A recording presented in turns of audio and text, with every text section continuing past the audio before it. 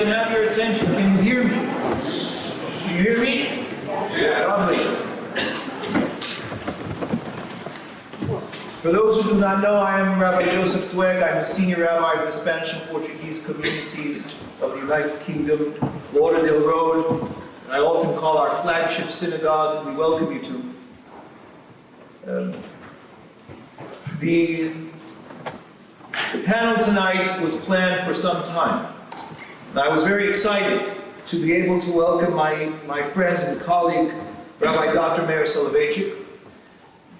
I will elaborate a bit more on Rabbi Soloveitchik in a moment, but I do want to say that we're very grateful that you're here with us, and we're grateful that you have come even though we are in very difficult times, and that you're here to help and to support and to encourage us and give us some chizuk. It is an honor to have you. Rabbi Soloveitchik, among other things which I will mention, is the senior rabbi of our sister synagogue in New York, Shearith Israel, Spanish and Portuguese congregation there, which also, like ours, the oldest community here in the UK, is the oldest community. Shearith Israel is the oldest congregation in the United States, Jewish congregation in the United States. And we've been wanting for some time to be able to do things in conjunction. I believe that the last time, aside from a private talk that Rabbi Soloveitchik and I had here that we later broadcast on YouTube about Michael Wishenbrod, previous to that, the last time I believe you were here, Rabbi, for an S&P occasion, was for my installation, which was about 10 years ago. So it's lovely to have you here again with us. Rabbi Soloveitchik, he teaches at Yeshiva University, is an author, an essayist, a leading expert in Jewish theology and bioethics, and fascinatingly, ethics of war. His book, Providence and Power, 10 Portraits in Jewish Statesmanship, is the inspiration for this evening. And a free copy is available to pick up tonight, so I thoroughly recommend that you do so. We have with us tonight as well one of the, in my opinion, the greatest teachers in the UK. My dear friend and colleague, Rabbi Raphael Zaroum, Dean of the London School of Jewish Studies and the Rabbi Sachs Chair of Modern Jewish Thought. Rabbi Zaroum was previously a director of Bnei Akiva in the UK, Associate Director of Yeshiva Eretz Tzvi in Jerusalem. That he is a dear friend, and I am very grateful, Rabbi, that you are here with us this evening to be able to share your thoughts and scholarship. I'm also thrilled and honored, and I believe privileged, to welcome tonight Douglas Murray, who was not going to be here for our original talk, but I am so grateful that you have come on such short notice to be with us here tonight at this very important time, and this very serious time for all of us. Douglas is an author, a commentator, a long-standing vocal supporter of Israel and the Jewish community. Douglas is associate editor at The Spectator magazine and has been championing the rights and freedoms of Jews and Israelis at times when others have been too fearful or timid to do so. He's one of the most astute, perceptive, and prescient political commentators in the West, and we are very grateful that he is in London this evening to share with us. I'm Douglas Murray, and it's a great pleasure to have been asked to join you this evening. I want to just mention a few things in the short time I have. First is just to mention this: I'm not Jewish myself. I happen to have not just some, but most of my best friends are Jews. But the reason I mention this is that all my adult life I've been surrounded by, or chosen to be surrounded by, Jews. And why should that be? In my secular moments, I'd say it's been luck or good fortune. In my more religious moments, I'd say it's a signal of God's grace, of the wild grace of God. Because for me, these friendships and what I've learned from them have been among the greatest blessings of my life. I've known Ashkenazi Jews and Sephardic Jews. I've known secular Jews, Orthodox Jews, ultra-Orthodox Jews, Chabadnik Jews, and even some Reform. All of these differences are of great importance to many of you and to all of the people who argue them. But they mattered not one jot to the terrorists who broke into Israel on Saturday. They didn't care whether they were killing secular Jews or religious Jews, voters for Likud or voters for Yesh Atid. They didn't care what the views were of the people they were killing, whether they were for or against recent judicial reforms in Israel, whether they were one of the few people who believe they don't know how to run the country, or whether they were one of the 8 million people who believe they do know how to run the country. All that the terrorists cared about was that their victims were Jews. That was it. They had to be Jews. I once asked Jonathan Sacks in private what he thought it meant to be a Jew, and he replied quite characteristically by quoting someone else. Specifically, he quoted his friend, the late great philosopher Isaiah Berlin. He said, Douglas, Isaiah once answered this question when he was asked by saying, to be a Jew is to have a sense of history. And I looked at Jonathan, I knew there was something more. He tilted his head. And I said, well, what do you think? He said, I think Isaiah was almost right. And I said, so what's your answer? He said, to be a Jew is to have a sense of memory. Now, memory can be a burden. For some people, an almost impossible burden. But it's also a blessing. Because if you as a people, you as individuals, know what went before, you know that the Jewish people have been here many times before, in many worse situations, and too many times to count. One of my favorite writers, Stefan Zweig, who my late friend George Weidenfeld, also of London, actually knew in London in the 1930s, both exiles from Vienna. Stefan Zweig, in 1938, in one of his last letters to Joseph Roth, who was soon to die himself in Paris, said from England this in a letter, 1938. He said, every morning I thank the Lord that I am free and in England. But I have an appetite for distant places again, and the desire to see the world in the round once more before it burns. Much as I adore Zweig, it seems imperative to me that we do not fall into the despondency or defeatism that Zweig expressed in that letter, however understandable it was. Because what we know, what he didn't know then, what we know now, is that the Jewish people have seen off every single one of their enemies for millennia. They have outlived every single one of the enemies who've wished to destroy them, from Pharaoh to Hitler. And they will see this enemy off as well. And I say that with absolute certainty. Now, what to do?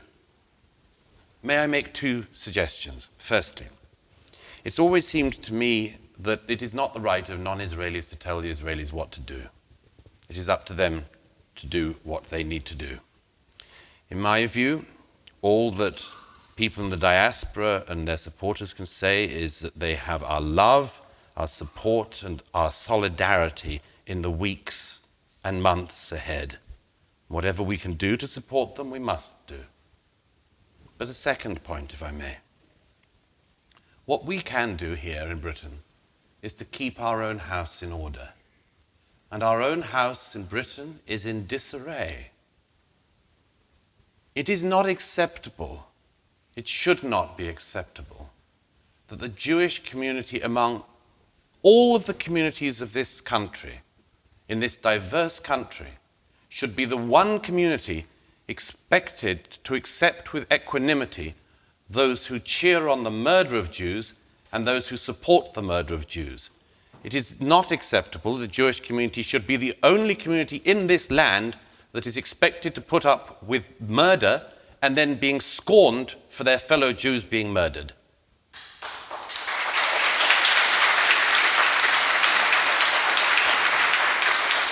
No other community would accept this, and I beg you not to accept it either. I beg you not to accept it. I came back to London the other night, and I hear the residue of the people outside the Israeli embassy. These people were not protesting against Israeli countermeasures. They hadn't even had any countermeasures. They were protesting because Jews by the hundreds had been slaughtered in Israel, and they wanted to wound us more. Well, they might try, but we should not accept that with equanimity. I've written in The Spectator tomorrow a demand on the Prime Minister and the Home Secretary that supporters of Hamas in the UK must be treated in exactly the same way as supporters of ISIS were.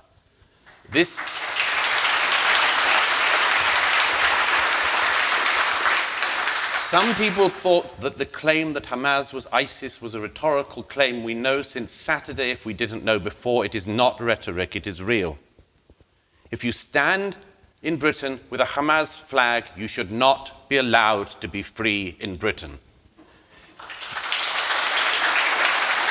You should be arrested, have your citizenship withdrawn, your passport withdrawn. You should be deported, you should be sent to the Gaza and try your luck there. But you should not be given the right to insult and to taunt Jews after the death of Jews. It's intolerable and we should not tolerate it. Let me say one more thing, and it's the main thing I wanted to say to you tonight. That you're not alone. That you're not alone. The saddest thing I've heard in recent days have been the number of Jewish friends of mine who've said, in Israel and outside of Israel, it's always like this. We're always alone. And I just wanted to say that isn't the case. You know, you have, among other things, a Democrat president of the United States who so far has been so fully behind the Jewish state, it is very hard to see what better statement he could give. We have a conservative prime minister here in the UK, Rishi Sunak, who has been utterly supportive of the Israeli state to date.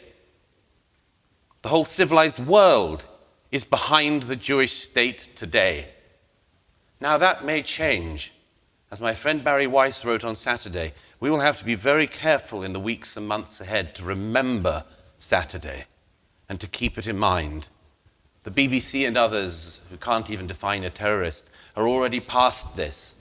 The slaughter that's only still now being uncovered is currently somewhere down the line of stories. It's already falling away, and yet we mustn't allow it to fall away. The dead are not even buried. So I wanted to say that it is not the case that the Jewish community of this country is alone. You are not.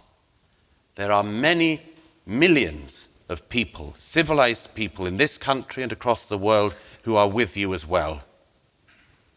I speak for myself when I quote, if I may, in closing, one of my favorite lines in Scripture from the book of Ruth. You all know it. Whither thou goest, I will go, and where thou lodgest, I will lodge. Thy people shall be my people, and thy God my God. And I tell you this with utter certainty. If they keep coming for the Jews, if they keep coming for you, I'll tell you this. They may come for the Zionists. Very well. I am a Zionist. They may keep coming for the Israelis. Very well. I'm an Israeli. They may come continuously for the Jews. Very well. I'm a Jew. I'm Israel Chai.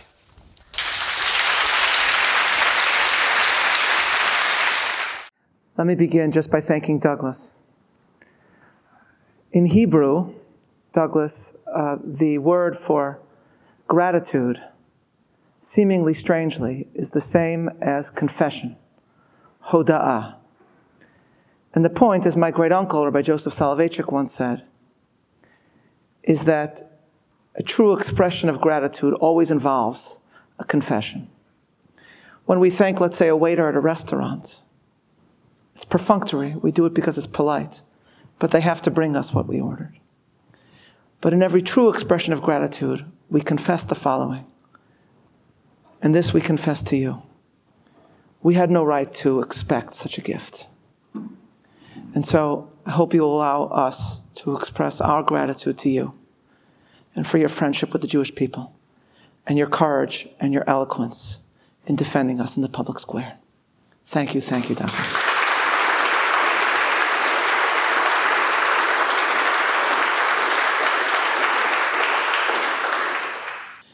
So delighted to be here with my newfound friend, Rabbi Dr. Rafi Zaram, who I had the great privilege of getting to know when I spoke at LSJS just a couple months before. And it is such a privilege to be back with my colleague, Rabbi Dweck. Where are you, Rabbi Dweck? There you are. Okay. To be here with you and to represent your sister synagogue. I well remember and cherish your installation at Bevis Marks. And I remember I was there in my full canonical attire. And our mutual and dear, very much missed friend, Rabbi Sachs, was there as well. And I like to tease him a little bit in an American way. And I pointed out to him that this was striking because he was there as an outsider, because he was an Ashkenazi. But I was there in my role as a Sephardic rabbi, Mayor Soloveitchik, or as I am now known in the Spanish-Portuguese world, Mayor de Soloveitchik. And so I said to him, Lord Sachs, I always called him Lord Sachs once he was ennobled because he knew I was an Anglophile and that I liked Downton Abbey. So I said to him, Lord Sachs, do I welcome you, or do you welcome me, or do I welcome you? And he looked at me right there outside Bevis Marks and said, it is a bit of a role reversal. I was originally invited to speak to you about statesmanship, the subject of my book. But given all that had occurred, I thought to speak to you about the phrase with which Douglas ended his remarks, the Hebrew words that Prime Minister Sunak so movingly uttered as well. Am Yisrael Chai. It is a famous phrase, so famous, and now of course you see it everywhere, that it's striking to realize that actually it exists nowhere in traditional Jewish texts. There are, of course, other phrases on which Am Yisrael Chai clearly draws. There is, for example, the question uttered by Joseph to his brothers, Ha'od avi chai, is my father still alive? And then there is the famous Talmudic phrase with which I begin my book, describing the eternity of the Jewish people. David melech Yisrael chai v'kayam. David, king of Israel, lives and endures. But the phrase Am Yisrael chai is not a canonical phrase. For all we know, the phrase existed for some time, perhaps centuries, before this moment, and there really is no way of pinpointing precisely when it worked its way into Jewish parlance. But I chose to speak about it tonight because we can, however, cite what is perhaps the first recording in which it was publicly uttered. A moment that, rightly understood, truly teaches us what that phrase means. A moment that I describe to you because it is fundamentally bound up with the history of Anglo Jewry. And I speak of a 1945 story involving a remarkable man whom some of you may have known by the name of Reverend Leslie Hardman. Some of you knew him. He was, in 1945, a young Jewish chaplain attached to the British Second Army, which on April 15th liberated Bergen-Belsen. Hardman himself visited Belsen on April 17th, and he later described what he saw. He said, "Towards me came what seemed to be the remnants of a Holocaust, a staggering mass of blackened skin and bones, held together somehow with filthy rags." He's describing a living survivor. And he just said, "My God, the dead walk." Over a matter of weeks, he and another Jewish army chaplain officiated at the burials, mass burials, of 20,000 people, 20,000 Jews, interred with little ceremony or dignity. One of these Jews over whom Hardman said the Kaddish was without question Anne Frank, who had died of typhus just a few months before liberation in the camp. The obituary for Hardman tells us that, quote, for Hardman, this brutal burial was a defining moment. For a brief instant, he questioned his own faith. His doubts were answered in and through a determination to assist in and witness the reestablishment of an independent Jewish state. His Judaism and his Zionism were inseparable thereafter. His hero, like mine, I think, was Menachem Begin. But it's very easy for me to make Menachem Begin my hero. To make Menachem Begin your hero in Britain in the late 1940s and early 1950s is like making George III your hero in Philadelphia in 1776. So he was a unique man. Accompanying the Second Army was a BBC correspondent by the name of Patrick Walker, who entered Bergen-Belsen with the British Army, and he filed a report on the first Friday after the liberation, where he said the following. He's describing a service that Reverend Hardman put together. And he said, and you can go on YouTube, and I urge you to do so and find this and listen to this. I actually had the gift of speaking about this. I discovered it first when I spoke in memory of Paul Singer's mother, which is what, when I researched this is what led me to the clip. He says as follows. He says, Patrick Walker says, the day I reached Belsen concentration camp, the 5th day of liberation was a Friday, the day before the Jewish Sabbath. Something like half the surviving prisoners were Jews, and the Jewish chaplain to the British Second Army, the Reverend L.H. Hardman, held an eve of the Sabbath service in the open air in the midst of the camp. It was the first Jewish service that many of the men and women present had taken part in 6 years, and probably the first Jewish service held on German soil in absolute security without fear for a decade. Around us lay the corpses that there had been time to clear away even after 5 days. People were still lying down and dying in broad daylight before our very eyes. This, said Walker, was the background to this open-air Jewish service. During the service, the few hundred people gathered together were sobbing openly, with joy at their liberation and with sorrow at the memory of their parents and brothers and sisters that had been taken from them and gassed and burned. These people knew they were being recorded. They wanted the world to hear their voice. They made a tremendous effort which quite exhausted them. And then Patrick Walker on the BBC says, listen. And then he plays the conclusion of the service, which he thinks is the Sabbath service, but which is actually Hatikvah. But the old version of Hatikvah, the original that was written by Naftali Hertz Imber, which is slightly different. We have not lost the hope, the age-old hope, Lashuv la'eretz avotenu v'la'ir asher David chana, to return to the land of our forefathers and to the city that David settled, which is, of course, Jerusalem. And if you listen to the YouTube recording of that Hatikvah, above all, one woman's voice stands out, who appears to be singing with an ardor that is astonishing, considering where she has been and what she has seen. She truly, in Walker's words, wants the world to hear her voice. And then, as the song concludes, you hear the British accented Hebrew of Leslie Hardman. And I'm going to try to play this off my phone, otherwise I'll quote it.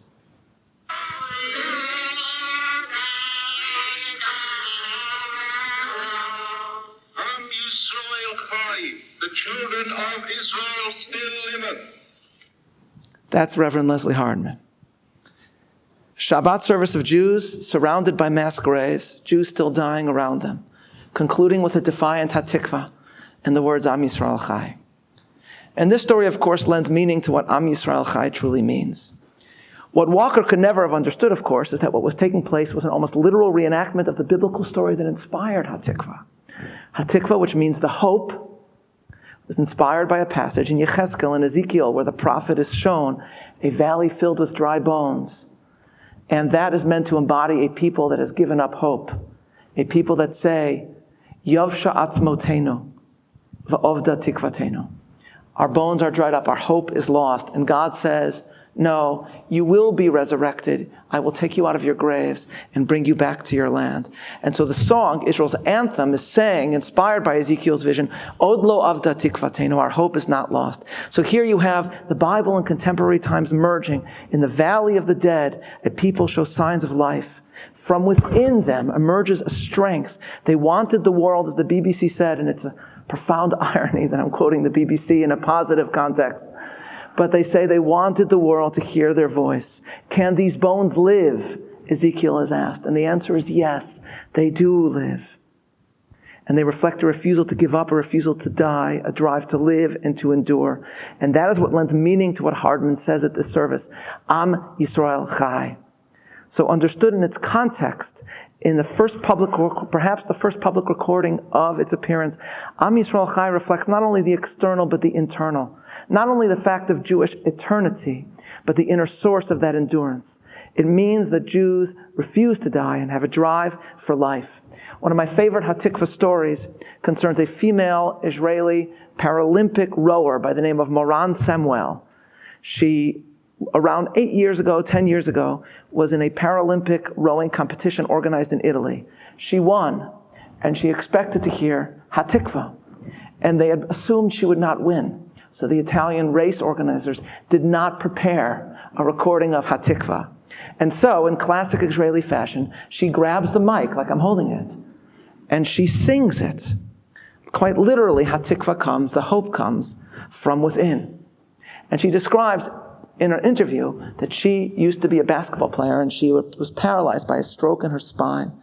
And after that happened, as she told Israeli TV, many thought she'd be overcome by depression, but as she said, "Lifnei ze lo hayiti adam kazeh velo hayiti yachol liot kazeh toch kedei." I wasn't a person like that before, someone depressed, and I couldn't be like that during. And then she said, "Ho'optimiyut kazeh shehu kavua bagenim."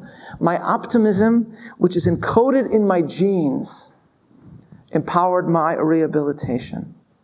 And here, personifying that, she finds the Hatikva, the hope in her heart. That's what we see emerging at Belsen. Am Yisrael Chai follows Hatikva, and Leslie Hardman's enunciation of Am Yisrael Chai was vindicated, therefore, 6 months later, when he presided in Bergen-Belsen over a wedding, a chuppah, of another couple that maybe some of you may have known. This was the wedding of a couple by the name of Norman and Gina Turgel. Norman Turgel was a member of the Second Army, and he met a British Jew, and he met a survivor, Gina, and married her there in the camps 6 months after liberation. She came back, lived here in London, spoke to schools about the Holocaust, and her wedding dress, which was made out of a British parachute, you could see today it's preserved in London's Imperial War Museum. And so the officiant at this wedding, Leslie Hardman, vindicates his Am Yisrael Chai that he uttered 6 months before. It's not only a statement of the eternity and continuity of the Jewish people, though of course it is that. It's a statement about what differentiates us and what sets us apart throughout history, but also what sets us apart from our enemies. One of the images that struck me, because it was a luminous beacon in the midst of the horrific images of massacres and abductions, was a short video that I saw, that maybe some of you saw too, of a reservist Israeli soldier called up in this emergency to army service, watching via Zoom the Brit Milah, the circumcision of his own 8-day-old son. The soldier participated in the ceremony by pronouncing the traditional blessings, which conclude with the most poignant blessing in Jewish traditional life. Shechianu v'kiyamanu v'giyanu lazman hazeh. Blessed are you, God, who has allowed me to live and endure to see this moment.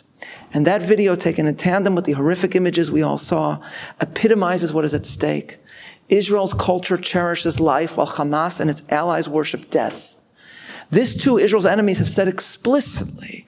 In 2004, Hassan Nasrallah of Hezbollah proclaimed the following. He said, "We have discovered how to hit the Jews where they are the most vulnerable. The Jews love life, so that is what we shall take away from them. We are going to win because we love death and they love life." That's what he says. And in an interview released online today, a Hamas leader said almost exactly the same thing. Now, these evil men are right in the sense that Jews do love life, but what they miss is that this is not a weakness. And that for Israel right now, it is the very source of its unity and its resiliency. Soon after I saw this video of the Brit Milah, I noticed an article about my favorite singer in the world, Yishai Ribo, who had just sung to a massive sold-out crowd in Madison Square Garden in New York. And this, article was about a very different concert he gave. It was about at a wedding of two Israelis named Maor and Gal Peretz, who were supposed to get married at a hall. Emergency broke out. Maor, the groom, was called up. He asked his commander, in the midst of this crisis, I'm supposed to get married tomorrow. Can I go back to get married? He says, sure, just be back by the next morning. So he goes back. They need a place to do this wedding. And so their neighbor just gave them their home. And we are told, and I quote the article as only in Israel as possible, then, quote, the groom's mother was getting her hair done in nearby Kfar Adumim when she told her hairdresser about the wedding. He told her he would get Ribot to perform. Thus did the most famous singer in Israel come because the hairdresser knew him, which is like getting your hairdresser to, I don't know, bring Paul McCartney to your wedding. And then the article ends with an interview with the man, the neighbor who hosted it, who has 8 children, 6 of whom are serving right now in the crisis. And he ends by saying that his home is available as a venue for any future weddings or circumcisions. This is a resiliency and unity linked to love of life. This is Am Yisrael Chai. And this, in closing, brings us back to the woman whose voice you heard in that recording, right before Reverend Leslie Hardman pronounced Am Yisrael Chai. Decades after the Bergen-Belsen service, an Israeli by the name of Oran Aviv just posted something online, which I happened to see, describing her son's ceremony of initiation into the IDF, the Israeli Defense Forces, and she wrote, last week, my son Alon finished his officer's course at the base in the Negev. The proud families were invited to the cadets' graduation. It was the usual army ceremony. And then she wrote, I'm usually not taken in by all the fanfare. Until the end of the ceremony, when everyone rose to sing the Hatikva, I broke down crying. My thoughts were with my mother, who 64 years earlier, in perhaps the most horrific nightmare ever known to mankind, sang this same song. In 1945, the BBC recorded the surviving prisoners of the Bergen-Belsen concentration camp singing Hatikva on their first Sabbath celebration. In the recording, she added, you can hear my mother, Cisia Einhorn, belting out the song with her operatic voice, full of determination, wanting the whole world to know that despite all that she and others had suffered through, they had not lost their hope and still dreamt of returning one day to Zion. So in other words, this was her mother. Where, she wrote, did my mother's amazing strength come from? How did she find this strength and hope? And she concludes, these are my thoughts as 64 years later in the state of Israel, I saw all these young men and women become officers in a Jewish army, an army and state that did not exist 64 years ago to save these concentration camp prisoners. My mother's hope and determination were not for naught. She would have been very proud. So you have the daughter of the woman who sang this, and perhaps the first recorded statement of Am Yisrael Chai, watching that woman's grandson being sworn into the IDF. Am Yisrael Chai is meant to be a verbal expression of the Jewish spirit. And for us right now, it expresses, for us here in the Golah, in the diaspora, it expresses what a privilege it is to be bound to brethren in Israel who fight for their people and for civilization, part of an army that did indeed not exist in the 1940s, but which bears with them the indomitable Jewish spirit of the past. For many years after Yom Kippur 1973, Jews in Israel observed that day, remembering where they were when the siren had sounded, when reserves were called up, when they bade goodbye to soldiers, some of whom they never saw again. Now, countless Jews will mark every year Simchat Torah, the holiday of Simchat Torah, and remember with awful flashbacks the Simchat Torah of 2023. But the celebration will also be rendered more profound in the knowledge that the story of the Jewish people continues, that once again its enemies have failed, that our celebration and love of life goes on, and that there will be many weddings and many Jewish babies' births celebrated in the year to come. Am Yisrael Chai indeed. Thank you.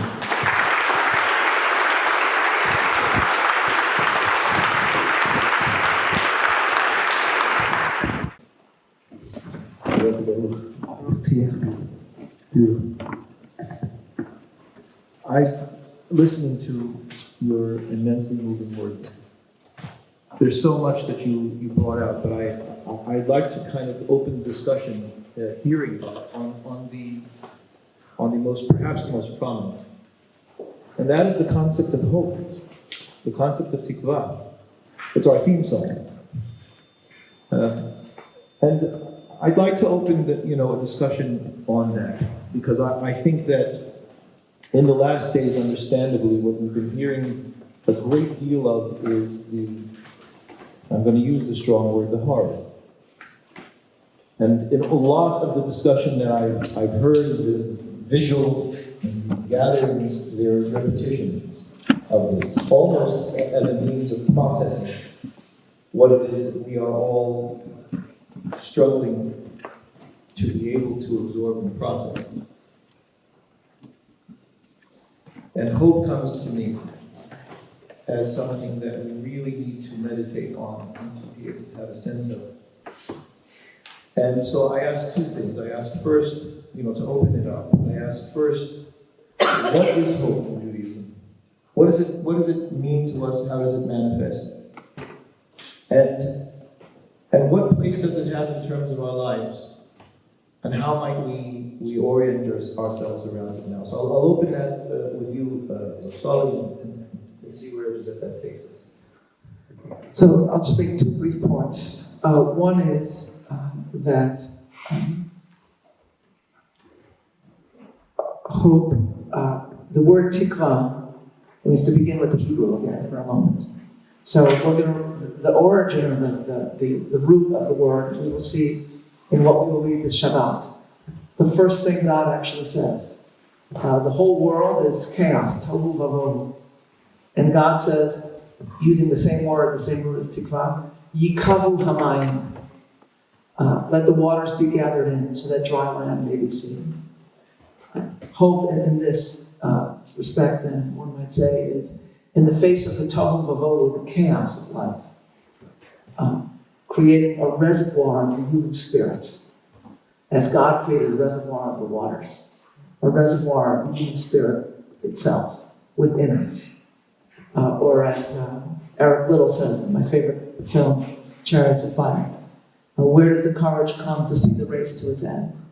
From within. So that's the first aspect. But we have to be careful, actually, to distinguish, and here too we can cite Rabbi Sachs, to distinguish between optimism and hope. And Rabbi Sachs used to say this, I think, maybe every other week. It's one of his favorite things.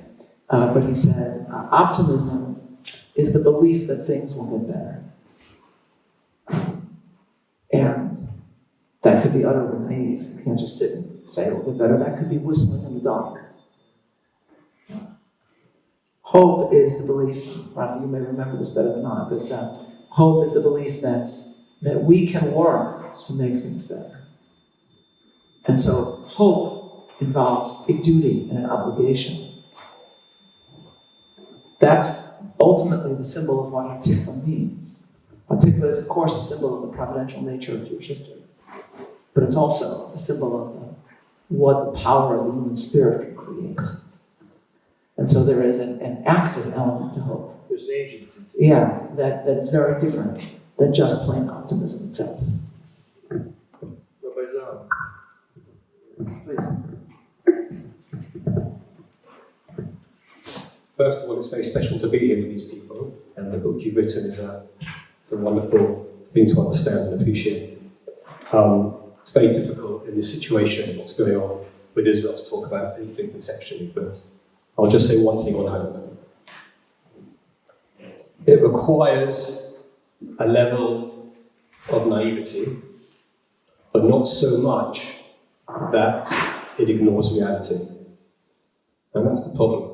You have to have hope. You have to be able to see beyond what is happening now to to potential future. But the danger of that naivety, if it's too much, is that you ignore the reality.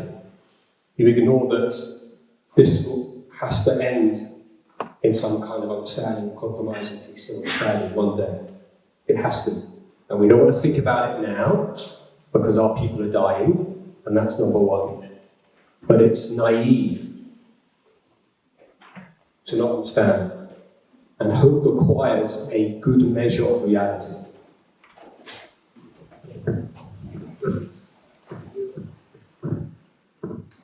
Thank you for those thoughts.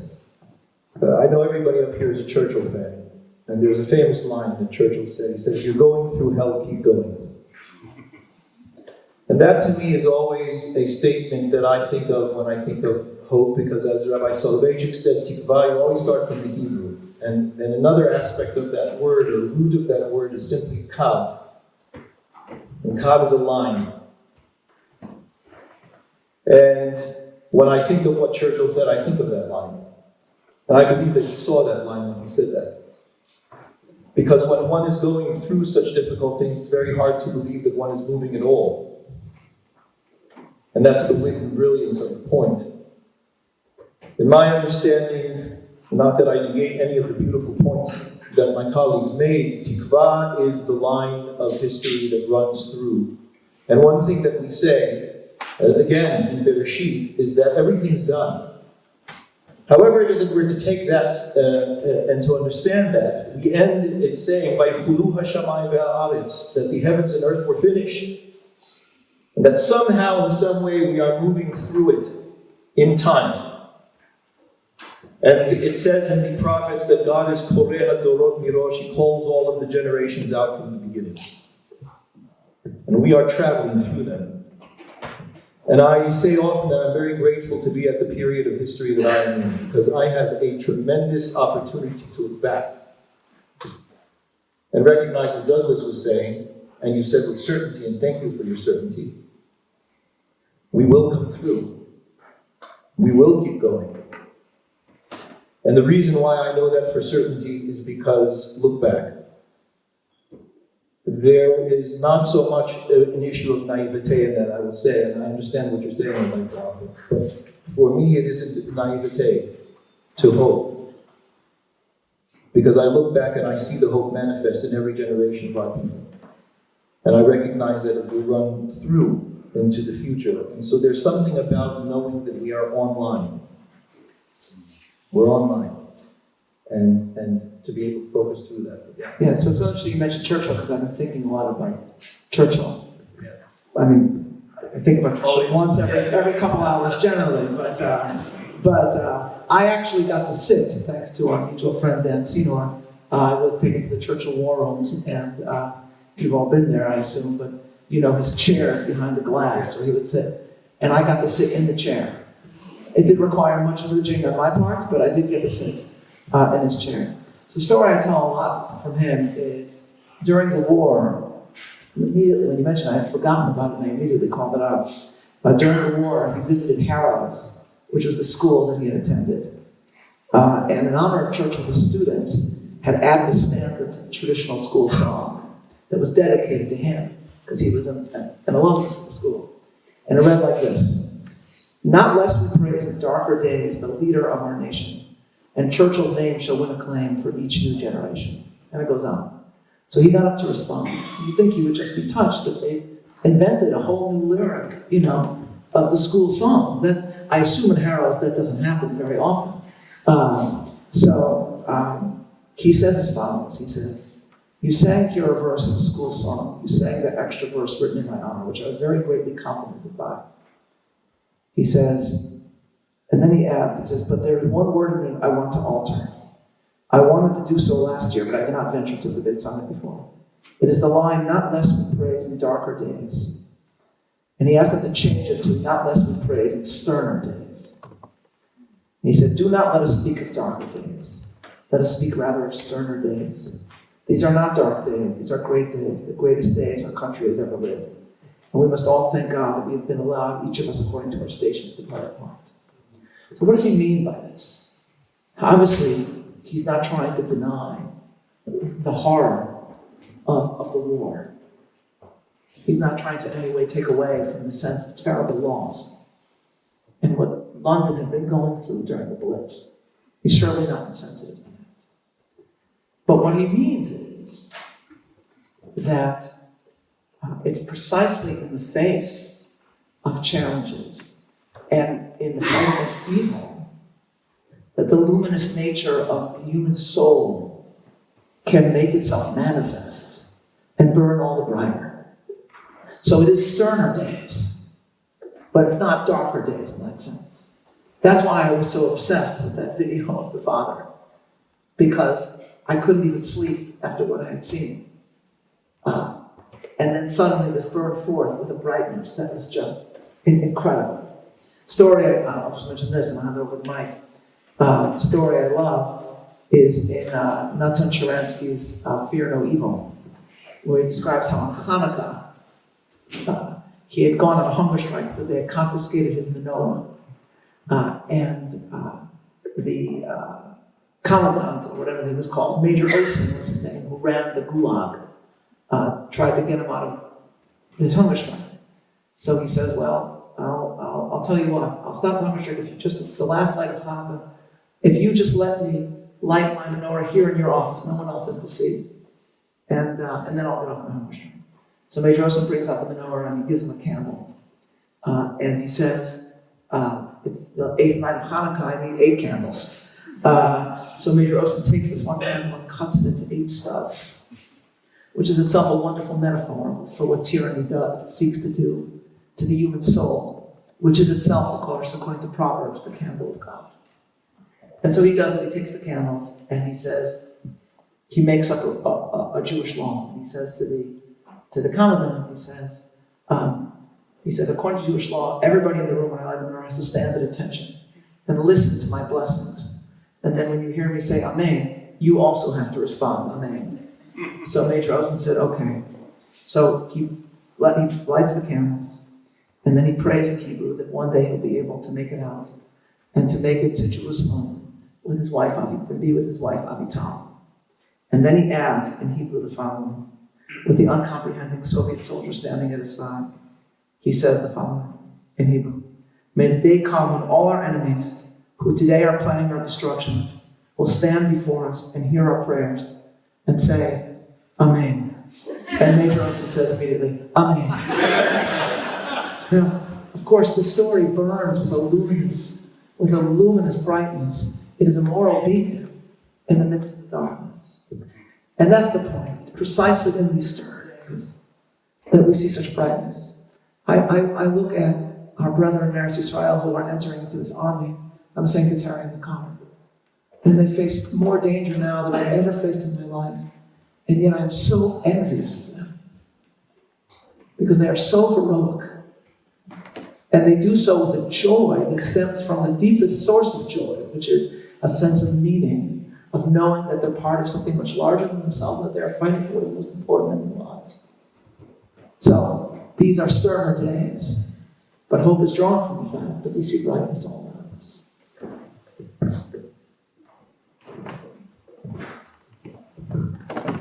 Zarum, I wonder if I could turn to you and hand you the microphone and hear, coming from what you've thought that Rabbi Soloveitchik has shared, what highlights have you come out? Like all of us, I'm obsessed with scrolling and seeing horrible things, and moments of inspiration are so important. Terry made the point, she challenged us in this country to speak out. And while Israel has a military battle, there's a media battle that happens here. And that's very important, and it's unquestioned. But, and this is, you invited me, moral certainty is not the same as moral infallibility. And I'm worried about what it's doing to us as a people. What is it? This war, what has to be done. And I've no doubt that it's right what we are doing, and there's fighting the soldiers have to do, but it is terrible what has to happen. So for me, there's no joy. I understand what you mean, but for me, there's no joy. There's a pasuk in Devarim where it talks about the wiping out of an idolatrous city, which the Torah justifies can be done. And the pasuk ends, when it is done, it says, "V'natan lecha rachamim v'chemcha." That God will bring you mercy and be merciful. What's the double mercy? And the Or HaChaim says something incredible. it says that when Jewish soldiers have to do that, it makes them callous. It hurts them morally. And God will miraculously help them to come back from that. And that's the mission in our commentators of what this does to us as a people. And I talk to children in schools when people shout at them, dirty Jew, in these situations, and one of the kids says, well, I'm going to shout back, dirty Palestinian. And then we have to tell them, no, that's not how we speak.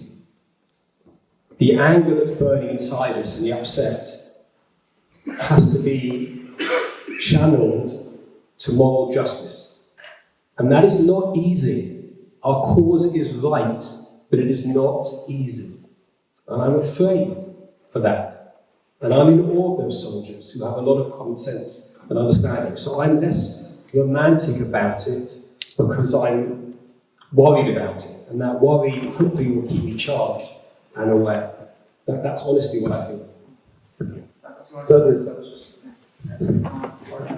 Well, I was just going to make one point, if I may, which is that I think we're still absorbing the enormity, not just the horror inflicted upon the people of Israel, sadly, but the change in the security that all Israelis have felt for 50 years. And this is going to take some time to sink in. You know, I'm reminded of a French essayist, Paul Valéry, who said after the First World War in Europe, he wrote an essay called The Crisis of the Mind, in which he said of Europe, he said, everything was not destroyed, but everything became destructible. Everything was not destroyed, but everything became destructible. And that's, to me, what for the first time in 50 years is happening in Israel at the moment. Everything was not destroyed, everything was not killed. They killed far too many people, but suddenly we feel vulnerable again. And that vulnerability must be answered. And I'm afraid that my own view is, and this is not from a religious point of view, but from a political point of view, it must be answered with some certainty and with some very hard lessons to those who think they can do this. Israel must re-establish its deterrent effect in the world. It must re-establish its deterrent effect in the region. Its intelligence services have to re-establish their deterrence. Its military must. And I say this simply because as an outsider and as a visitor to Israel for many years, I remember I sat in the cellars of the bomb shelters of Sderot with citizens as the sirens wailed overhead. We were used to the rockets, but never in 1,000 years would I imagine that those streets would have had ISIS-like fighters going house to house and slaughtering the citizenry. Never. I thought, well, we would take our chances with the rockets, and the people of the town took their chances every day with the rockets. But never this nightmare. So something will have to be re-established, and the learning that will come will be necessarily very hard. To add to that point, and just respectfully to say, give my own view,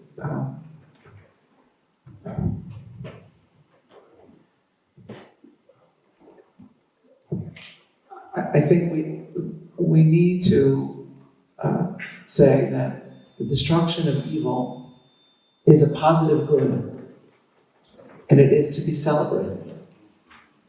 It is to be celebrated. You have to be careful, lest you make everyone your enemy, of course. And I don't think there is an army more careful in the world. They're a lot more careful, I think we could say, in what they do than many drone strikes from other countries that are taking place and put their soldiers in terrible harm's way. But when it comes to people who actually do what Douglas just described, those people are evil. That's egregiously evil. I wrote an article, the first piece I ever published, which was published a little bit after 9/11, and I was young. And I wrote it, and you can Google it to this day. Associated with it, and it's called The Virtue of Hate. And what I argued there was that in Judaism, every single emotion has a role.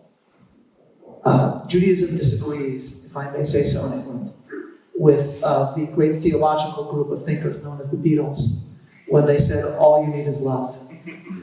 And Judaism also disagrees with the Beatles when they gave us their very different maxim, love is all you need. In Kohelet, there is a time for love, in Ecclesiastes, and a time for hate. And of course, you have to be careful, lest you allow that hate to fester, just as you have to be careful lest you extend love to those that do not deserve it. So I wrote this in an article. It was called The Virtue of Hate. It turned out a lot of people hated it. And me by extension, I think. But exactly. But I do think that it is essential. It is essential. There's a line from the Catholic thinker Richard John Newhouse, who said, because everybody always said it is better to light a candle than to curse the darkness, which is fine and true. But he said, I know it is better to light a candle than to curse the darkness. But sometimes you also have to curse the darkness. Otherwise, you're going to get used to it. Sometimes we have to curse the darkness. And when we see unspeakable evil, and I know you don't disagree on this, but of course, we have to call it by name.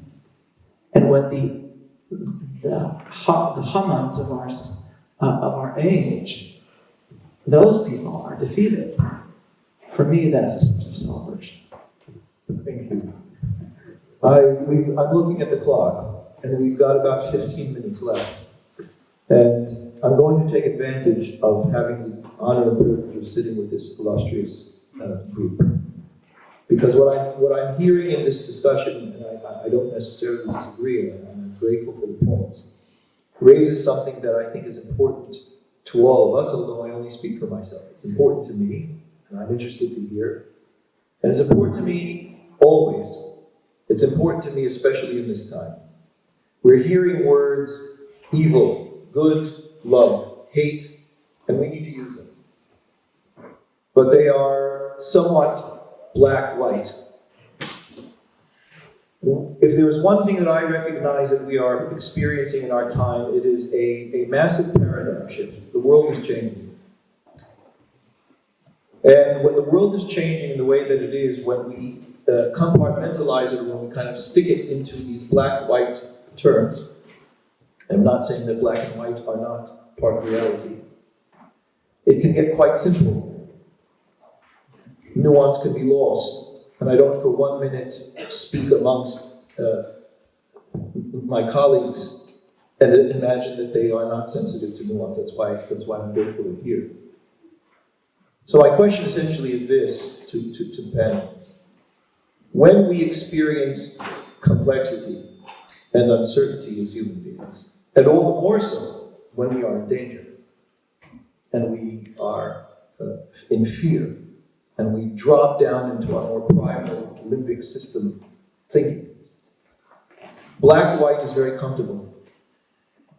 Hate-love is very comfortable.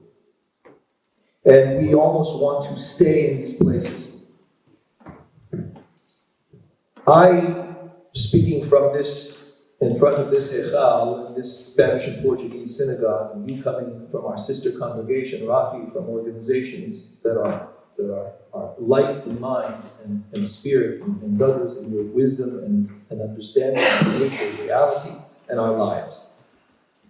We strive ultimately to find balance and to find an understanding of how much hate, how much love, when is it appropriate, when isn't it appropriate, and those are not easy questions.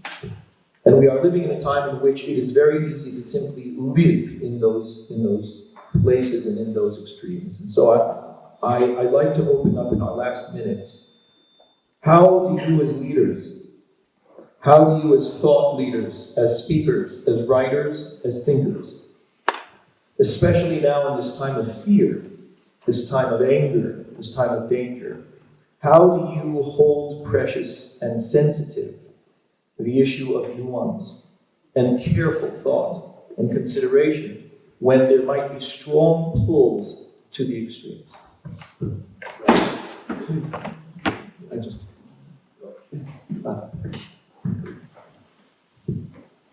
I need my phone for this. We're in the modern age. It's very difficult, and I'm glad you asked the question because that's the issue.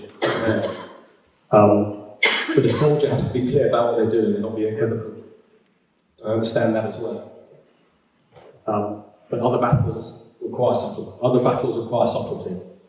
I quote my teacher of Sachs, and I've been looking for these last few days for the right quotes of what he said. I want to read you two. And of course, it's about hope. And for me, this paragraph that he said in the House of Lords in 2014 is the nuance you're looking for. He said the following. He said, the vast majority of the Jewish community care deeply about the future of the Palestinians. We want Palestinian children, no less than Israeli children, to have a future of peace, prosperity, freedom, and hope. Which is why we oppose those who teach Palestinian children to hate, those whom with one day they will have to live, who take money given for humanitarian aid and use it to buy weapons and dig tunnels to take the region back to the dark age of barbarism. And that's what's happened now. But there's nuance in his speech, because as well as mentioning those things in a forthright way, at the same time he manages, through his eloquence, to remind us that one day we will have to live together. And if we demonize all the enemy, not terrorists who deserve to be killed, but all of the enemy, then we can never do that. And that's what nuance is about. But I have to mention, if it's my last words, his other quotes, because he would always be upbeat in the way he would end. And I looked for the quotes that I needed to read to myself every day. And it's this from Kokotai. And it's to hear to all of you. It's for myself, but for all of you. He said, Israel may suffer, but it will never die. It may undergo the most terrible persecution, but it will never have reason to despair. No fate is so bleak as to murder hope itself. No defeat is final, no tragedy, the last word of the story. And that's why I hope. Thank you.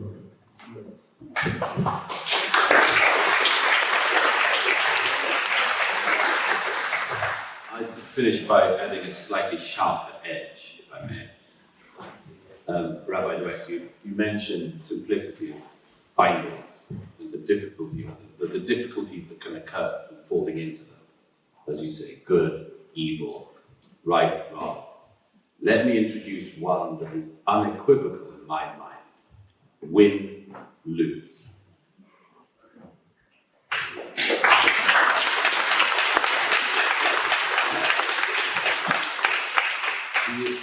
The Israeli people seem to me to be the only country in the world who are never allowed to win a war. Everybody else in the world is. This country has done unspeakable things in the name of winning wars. What do you think the letters back from World War II veterans were to their families when they mentioned a beloved comrade dying in battle, and then mentioning capturing Germans, and people saying in postcards home to their families, we didn't take many prisoners that day? What did that mean? It meant they'd committed a war crime. Was that right? It's not my place to judge them. I wasn't there. But they wanted to win, and at any price, which is what Churchill said, at any price. But Israel, whenever it begins to win, is told it must stop.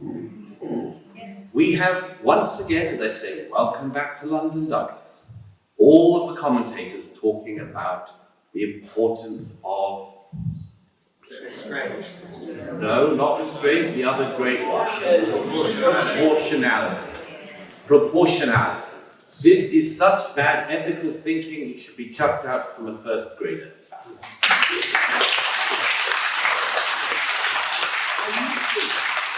I listen to people like William Hay and radio commentators daring to ask Israeli politicians in the last few days, what can you do to reassure us that Israel will not be disproportionate in its response?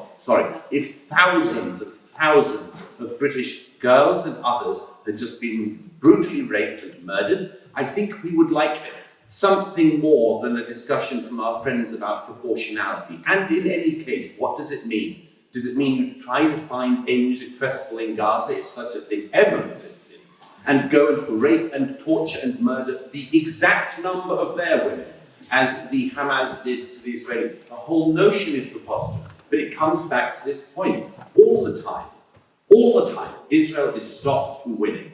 And so we had this in Gaza in 2005. What does it mean? You have a festering problem that is unresolved, but it is made the Jewish people's responsibility to solve the insoluble problem. The rest of the world does not have to solve the insoluble problem. Israel is given an utterly unsolvable problem and then condemned when it does not solve it. Win, lose. No clearer choice.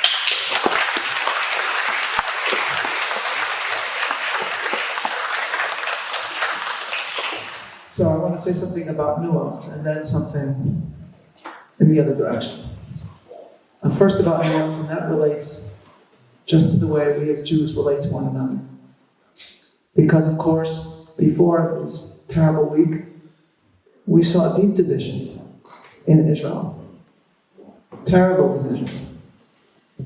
And people often spoke about other Jews or fellow Israelis without nuance. I mentioned Sharansky before. He has a story where a neighbor of his in Israel was remembering the unity that was felt during the Soviet Jewry movement.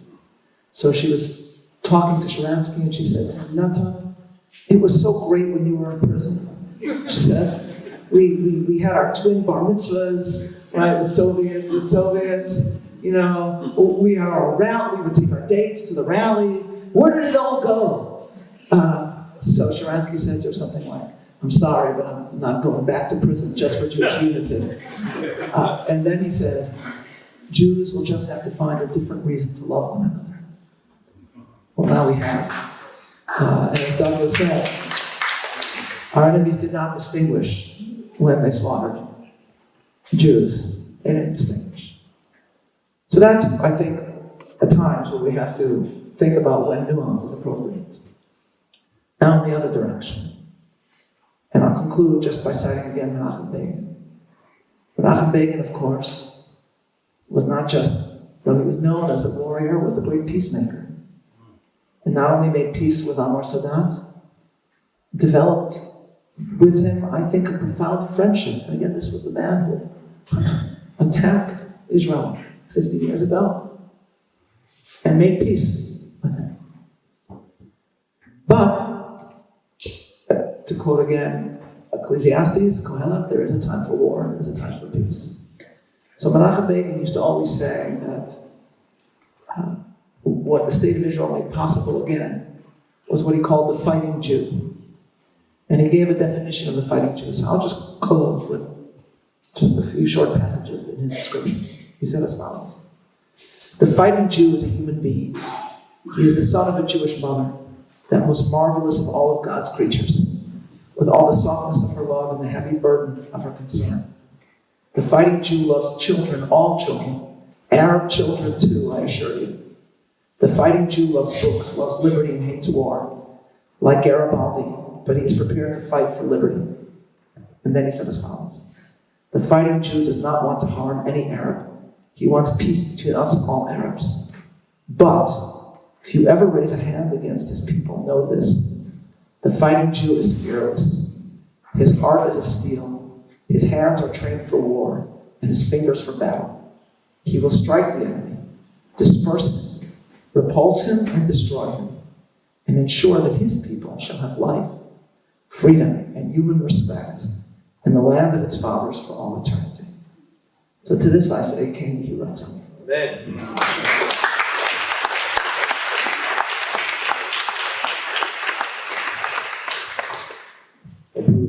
end, I want to thank Rabbi Soloveitchik, Rabbi Zara, Douglas, and all of you for being here tonight. It's certainly been inspiring for me, and I hope that it has been for you. It has been given perspective and thought, and I hope that it has been for you. There is a line that we say almost every day that is connected as well to the Tikva and to hope. Kavel Adonai, be hopeful in God. Hazak v'yametz libecha, may your heart be mighty and strong. V'kavel Adonai, and hope in God. Please God, may we see in our days very soon our salvation, our joy, our happiness, our hope come to fruition, and the protection and happiness of our people. Amen. We're going to say a quick Kaddish because we have somebody here who needs to say Kaddish.